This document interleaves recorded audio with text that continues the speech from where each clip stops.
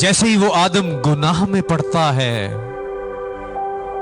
تو خدا ٹھنڈے وقت میں آ کر اس کو پکارتا ہے کہ اے آدم تو کہاں ہے؟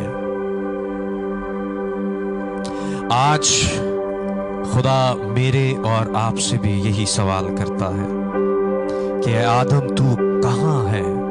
تو کہاں ہے اے آدم؟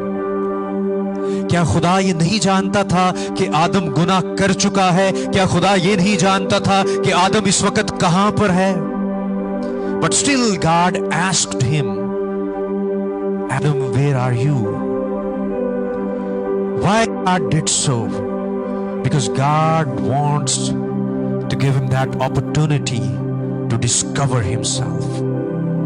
خدا نے اس کو یہ موقع فراہم کیا تاکہ وہ اپنے آپ کو ڈسکور کر سکے کہ اس کی سٹینڈنگ اب کہاں پر ہے، تاکہ وہ یہ ریلائز کر سکے کہ وہ جو کبھی کھویا نہ تھا اب وہ کھو چکا ہے۔